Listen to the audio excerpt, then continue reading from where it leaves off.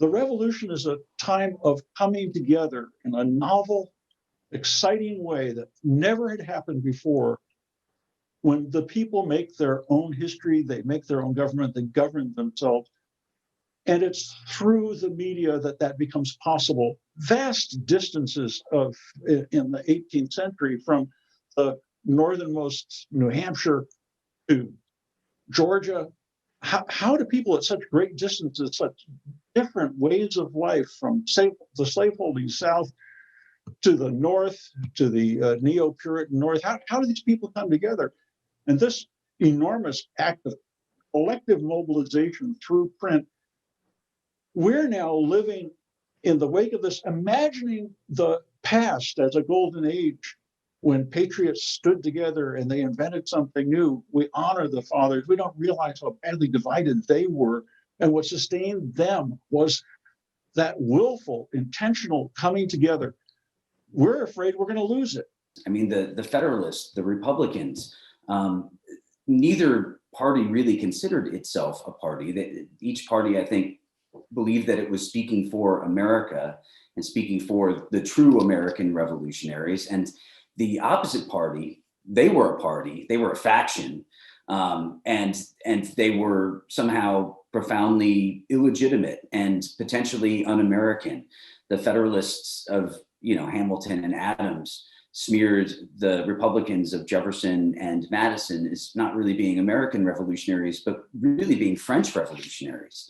And the newspapers that supported Jefferson and Madison on the Republican side accused the Federalists of not being American revolutionaries, but of being monarchists and counter-revolutionaries.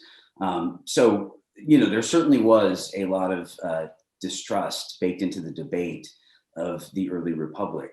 And, and we see efforts during the quasi-war with France to clamp down on press freedoms through the 1798 Sedition Act. And that probably backfired. It's probably one of the things that led to Jefferson's election in 1800 and the rise of the Jeffersonian Republicans and the Virginia dynasty that followed. So I think one of the things that we can take heart in is the fact that when we consult our past, we not only see great examples of statesmanship and virtue and selflessness, but we also see that even this generation, this great generation that established the United States, had its own very deep internal divisions, and they fumbled through it, and maybe that can give us hope that we can too. What they all would have shared was a fundamental belief in process. Right? So because the Constitution represented a spirit of government, represented a structure of a government, the framework of a government, a lot of things. But what it represented more than anything else was a process that could put things into action and a process to go back to when things spun out of control.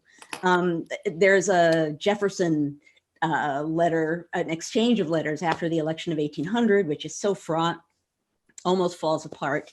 And someone says to Jefferson, what would you have done if things had spun out of control and like the Federalists had done something to take the election? Like what would have happened?